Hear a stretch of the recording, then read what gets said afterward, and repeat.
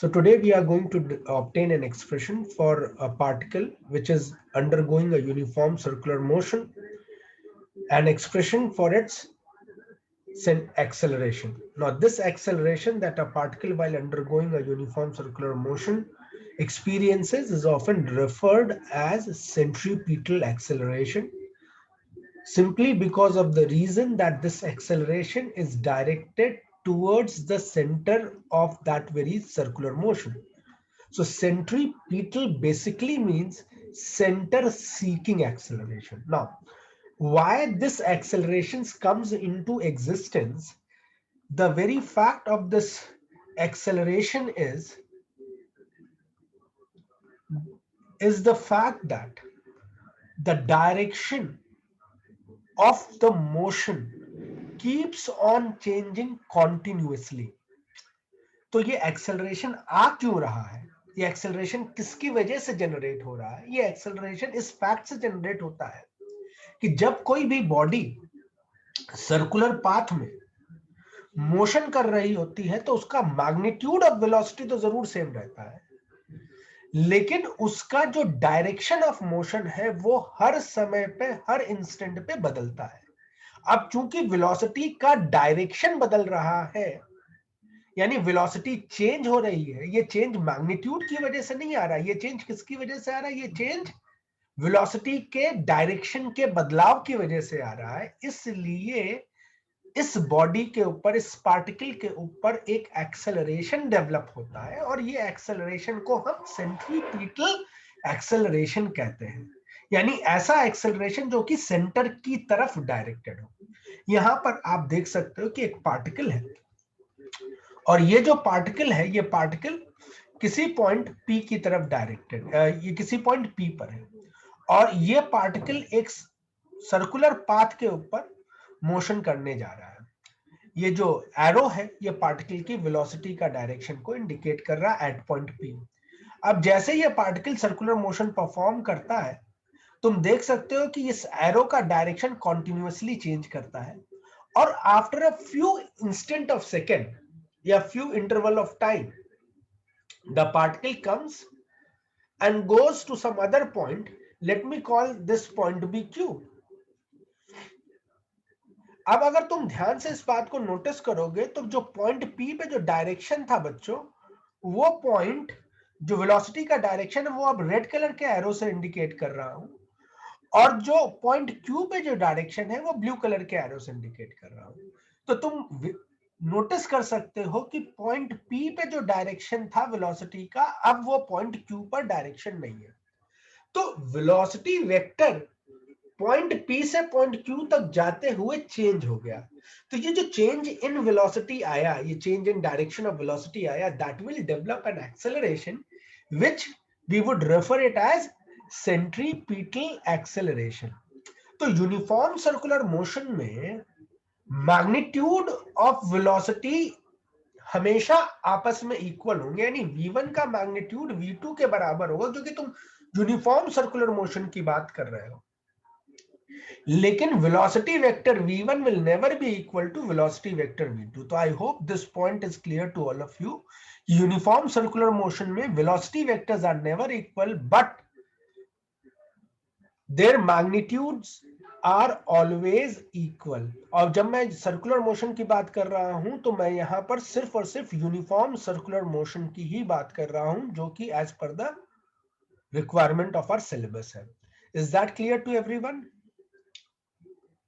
Yes sir. Yes sir.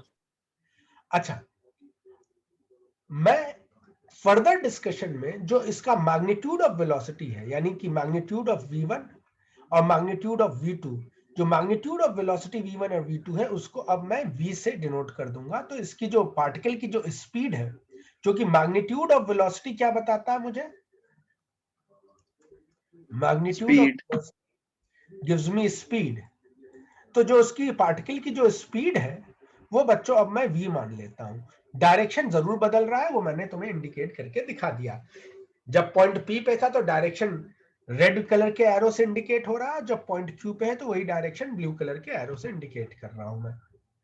Now my next job is to try to find the angle between the velocity vector. Now जब particle point P से point Q की तरफ move किया तो जो particle ने जो एंगुलर डिस्प्लेसमेंट सफर किया है बच्चों, वो डेल्टा थीटा से मैं रिप्रेजेंट कर रहा हूं। तो तुम यहां पर देख सकते हो पार्टिकल पॉइंट P से जब पॉइंट Q की तरफ गया है तो जो एंगुलर डिस्प्लेसमेंट सफर हो रहा है, जो एंगुलर डिस्प्लेसमेंट उसने एक्सपीरियंस किया है, वो डेल्टा थीटा से मैंने रिप्रेजेंट कर रखा है। मैं अब पॉइंट P पे एक टेंजेंट लाइन और पॉइंट Q पे एक टेंजेंट लाइन ड्रॉ कर रहा हूं। तो तुम देख सकते हो एक ये टेंजेंट लाइन ड्रॉ कर दी मैंने और एक ये टेंजेंट लाइन को मैंने ड्रॉ कर दिया। Now if you remember in my earlier discussion of vectors I have told you that the vectors are free to be moved in a plane. मैं कभी भी जब भी किसी वेक्टर को मूव करता हूं तो वेक्टर को स्लाइड करने से, वेक्टर को ट्रांसलेट करने से वेक्टर चेंज नहीं होता। वो चेंज ना उसके मैग्नीट्यूड में होता, ना वो चेंज उसके डायरेक्शन में होता। तो मैं इस vector P, velocity vector V1 को स्लाइड करके लेके जा रहा हूं आगे की तरफ और वेक्टर V2 वेक्टर को भी स्लाइड करके लेके जाता हूं पीछे की तरफ। तो तुमने देखा मैंने अभी क्या किया, वेक्टर V2 को स्लाइड कर लिया और पीछे ले जा रहा हूं, और वेक्टर V1 को स्लाइड करके आगे ले जा रहा हूं ताकि मैं इन दोनों के टेल्स को आपस में ज्वाइन कर सकूं। और जब मैंने इन दोनों के टेल्स को आपस में ज्वाइन कर दिया तो ये जो एंगल बना बच्चों, ये angle between the two vectors है, यानी V1 और V2 वेक्टर्स के बीच का एंगल है। और ये एंगल कितना निकल के आएगा, डेल्टा थीटा निकल के आता है। क्यों डेल्टा थीटा निकल के आता? Can we prove this angle to be equal to delta theta? Let's try to do that part, कि हम लोग इस एंगल को निकाल के दिखाएं कि ये एंगल जो दोनों वेलोसिटी वेक्टर के बीच में है वो एंगल थीटा ही है। चलिए ये करते हैं।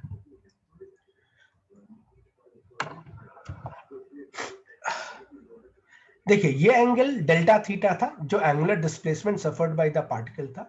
ये रेड कलर की जो डॉटेड लाइन है ये टैंजेंट है, और ये रेडियल लाइन है। तो रेडियल और टैंजेंट के बीच का एंगल कितने डिग्री का हो जाएगा बच्चों? 90 डिग्री। 90 डिग्री। ये भी टैंजेंट लाइन है, ये भी रेडियल लाइन है, तो ये एंगल भी बच्चों 90 डिग्री का हो जाएगा। ये एक क्वाड्रिलेटरल बना हुआ है, दिख रहा है जिस पे मैं पॉइंटर मूव कर रहा हूं, ये एक क्वाड्रिलेटरल है। इसमें ये एंगल डेल्टा थीटा, ये 90, ये 90, तो ये एंगल कितना हो जाएगा? तो ये एंगल हो जाएगा 360 डिग्री इज इक्वल्स टू, इस एंगल को अभी मैं x मान लेता हूं, तो ये हो जाएगा x plus delta theta plus 90 degree plus 90 degree, that is 180 degree. Clear है बात इतनी बच्चों? तो यस सर। एक्स एंगल कितना निकल के आ जाएगा? एक्स एंगल निकल के आ जाएगा डेल्टा थीटा इधर ट्रांसफर कर दो, 180 डिग्री को इधर ट्रांसफर कर दो, 360 minus 180 degree will be remain 180 minus delta theta. तो ये x की वैल्यू कितनी आ गई बच्चों? x की वैल्यू आ गई आपकी 180 माइनस डेल्टा थीटा। और अब तुम देख सकते हो ये एक स्ट्रेट लाइन है। x इतना एंगल जो था 180 माइनस डेल्टा थीटा था, किसी भी स्ट्रेट लाइन पे जो एंगल बनता था उसका सम 180 डिग्री होना चाहिए था। तो 180 minus theta will give me this angle to be equal to delta theta. Is that clear? Yes sir. So what is the angle between the velocity vectors? The two velocity vectors v1 and v2. The angle between the velocity vector v1 and v2 is delta theta. Delta theta. So that suggests me कि as the particle moves या suffers an angular displacement of delta theta, at the same time the velocity vectors also suffers a change in the angle by delta theta itself. So that should be clearly understood by all of you कि जितना angular displacement particle के अंदर होता है बच्चों, उतना ही angular change तुम्हारे velocity vector के बीच में भी होता है। I hope my second point is clear to all of you. Now, how do you define the change in physics? Or how can you define the change of velocity in physics? बच्चों physics में जब भी हम लोग change की बात करते हैं तो चेंज क्या होता है? चेंज होता है final quantity minus initial quantity. मतलब जिस भी क्वांटिटी के चेंज के बारे में तुम बात करने चल रहे हो तो चेंज क्या हो जाएगा? Final quantity minus initial quantity. अगर मैं यहां पर चेंज इन वेलोसिटी की बात कर रहा हूं तो चेंज इन वेलोसिटी वेक्टर क्या हो जाएगा बच्चों? Final velocity vector. What is final velocity vector? v2 vector. Minus v1 vector. तो चेंज इन वेलोसिटी वेक्टर हो गया तुम्हारा v2 माइनस v1। तो यहां पर मैं एक्सप्रेशन पूछ रहा हूं what is the change in the velocity. The change in the velocity will be delta v is equals to v2 minus v1। And I hope that is clear to all of you. Yes, sir. Now, triangle law of vector addition तुमने vectors के chapter में पढ़ा था। और ये triangle law of vector addition क्या करता था? Triangle law of vector addition कहता था कि if I place the on the head of the first vector, if I place the tail of the second vector, then a vector obtained by joining the tail of the first to the head of the second gives me the magnitude, gives me the resultant vector c vector. अगर तुम यहां पर देखो तो ये red वाला vector जो है ये v1 वेक्टर है, और ये जो ब्लू वाला वेक्टर है बच्चों ये v2 वेक्टर। इन्हीं दोनों वेक्टर्स को तो मैं स्लाइड करके यहां लाया हूं। तो अगर मैं एक वेक्टर थर्ड वेक्टर को ज्वाइन कर देता हूं, ये ब्लैक कलर की लाइन जो मैंने यहां पे ड्रॉ करी हुई है, ये देखो tail of the first vector को head of the second vector से ज्वाइन कर रहा है, और इस वेक्टर को मैं कोई एक्स वेक्टर के नाम से कह देता हूं। तो अब using the triangle law of vector addition in respect to this particular triangle जिसको मैंने शेड कर दिया है, तो तुम देख सकते हो कि x vector that is on the head of the first vector, let me call the first vector as v1 vector. Let me call the first vector as v1 vector.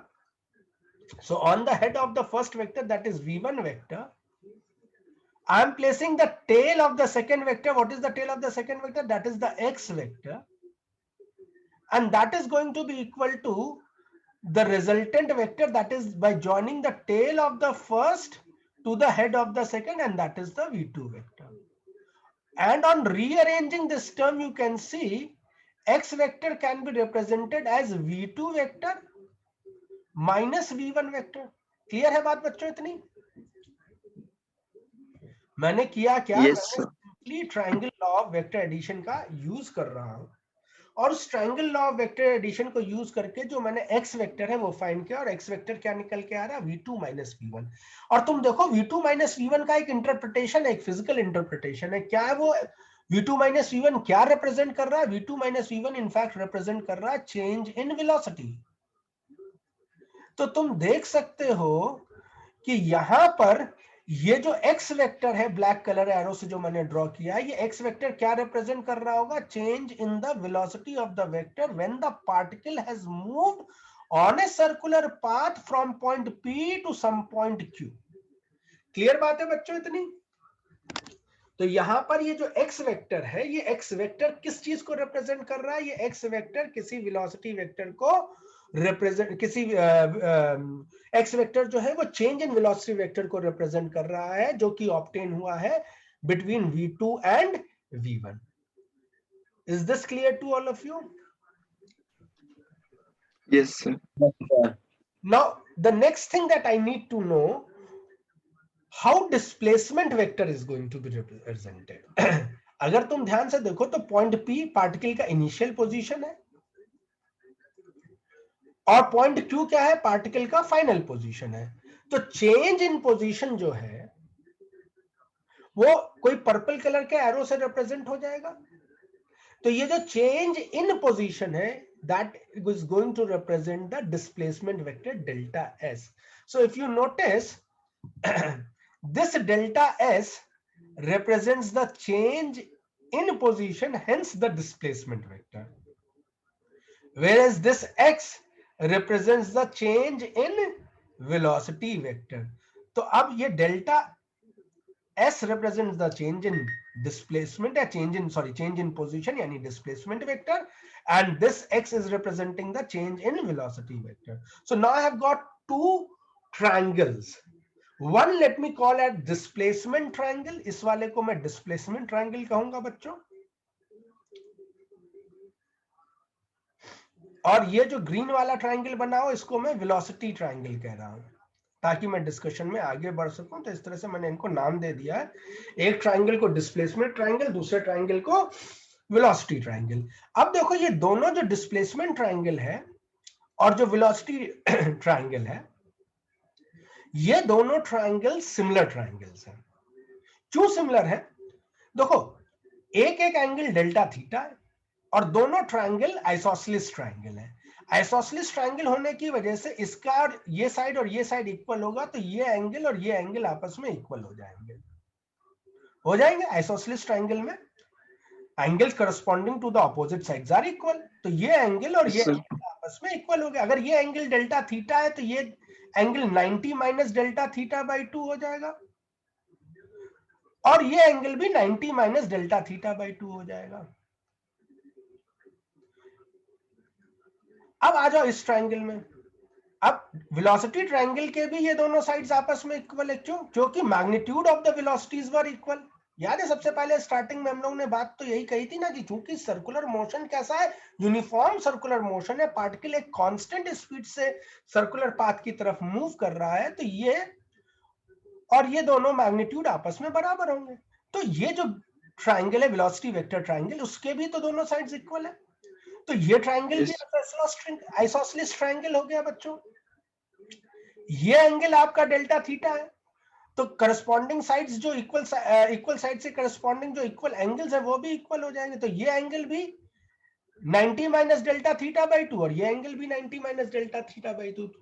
तो जब भी किन्हीं दो ट्रायंगल्स के एंगल्स आपस में equal होते हैं तो ऐसे ट्रायंगल को हम सिमिलर ट्रायंगल्स कहते हैं। तो यहां पर ये दोनों ट्रायंगल्स कैसे हो गए? सिमिलर ट्रायंगल्स हो गए।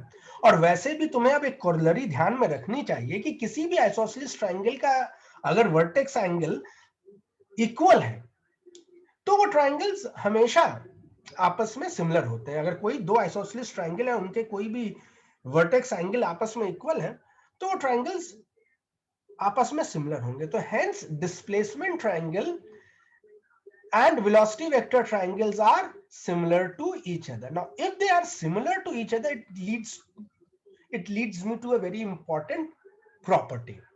What is that property? That is called as basic proportionality theorem. I hope all of you have noted down this much. Yes, sir.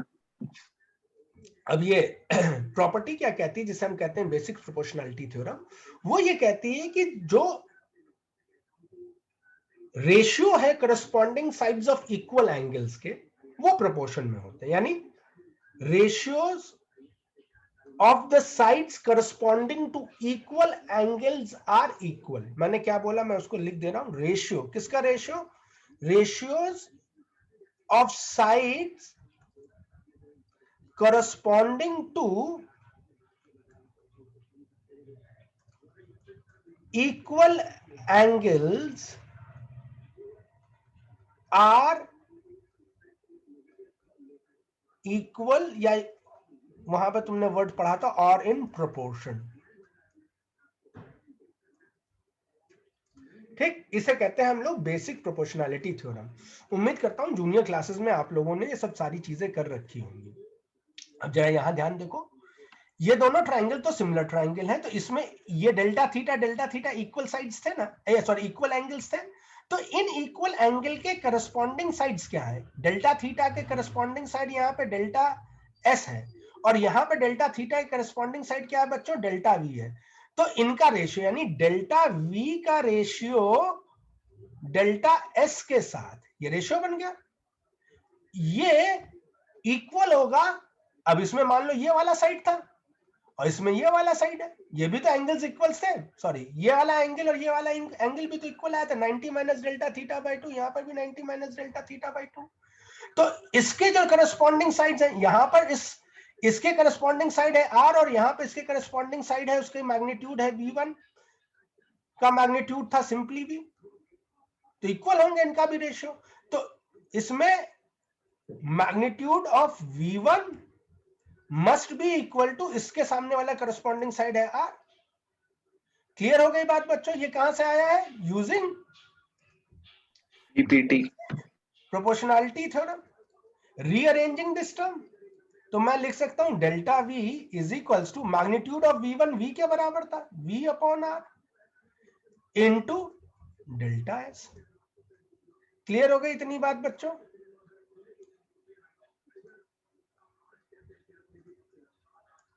Yes, dividing sir. both sides by delta t, time interval, अगर दोनों sides को time interval से divide कर दूंगा तो delta v by delta t is equals to v by r delta s by delta t. कोई problem तो नहीं? इतनी बात सबको समझ में आ गई? Yes, sir. Now if delta t is tending to 0 तो delta v by delta t क्या हो जाएगा बच्चों? Dv by d t. A. And delta s by delta t क्या हो जाएगा बच्चों? Ds by d t. हो जाता था कि नहीं? लिमिटिंग कंडीशन सिखाई थी कैलकुलस में या मोशन इन 1D में। तो delta v by delta t क्या हो गया? इसको मैं लिख सकता हूं dv by d t is equals to v by r, और delta s by delta t क्या हो जाएगा? Ds over d t. अब बच्चों dv by d t physics में कहलाता है एक्सेलरेशन, उसको लिख दो a is equals to v by r, और डीएस बाई डी टी बच्चों क्या कहलाता है? वो कहलाता है velocity v. Therefore, expression for acceleration comes out to be v square by r. Clear हो गई बात इतनी? Now, this acceleration is obtained due to the fact that the direction of the velocity has changed. And if you look, what is the change in the velocity? In which direction it is directed? Can you see this black color arrow? Is in what direction it is pointing? It is pointing towards the center of the motion. Hence, this acceleration is going to be called as center looking या centre seeking acceleration, और simply centre seeking means centripetal acceleration. So what is the expression for centripetal acceleration? The expression for the centripetal acceleration is v square by r. So AC, see why I am putting a C over here, so that it can remind you that it is a centripetal acceleration or center looking acceleration. The magnitude of the same comes out to be v square by r. Is this okay to everyone? Yes, sir. Have you all noted it down? तो बच्चों centripetal acceleration का जो expression आया AC is equals to, वो निकल के आया है v square by r. Now you already know कि v can be written as r omega. There was a relationship between v is equals to r omega, so we are going to substitute that over here. So r into omega का whole square divided by r, and this is going to come as omega square r square divided by r. This r and this r goes off, so you get centripetal acceleration as omega square r. So बच्चों centripetal acceleration का दो form आपके सामने आ गया, एक आ गया v square by r और एक आपके पास आ गया omega square r. So in uniform circular motion I am going to use both the relation v square by r also and omega square times r also. This is the expression for centripetal acceleration. Now, every acceleration requires force to get generated. कभी भी acceleration किसी बिना किसी force के नहीं आता है. और जैसा कि तुमने देखा कि इस एक्सेलरेशन का डायरेक्शन किधर की तरफ था, it was looking towards the centre of the motion. So that's why it was called as centripetal acceleration. तो जिस डायरेक्शन में एक्सेलरेशन होगा बच्चों, उसी डायरेक्शन में फोर्स भी एक्ट कर रहा होगा इस पे. तो तुम्हें मालूम है यूजिंग न्यूटन सेकंड लॉ,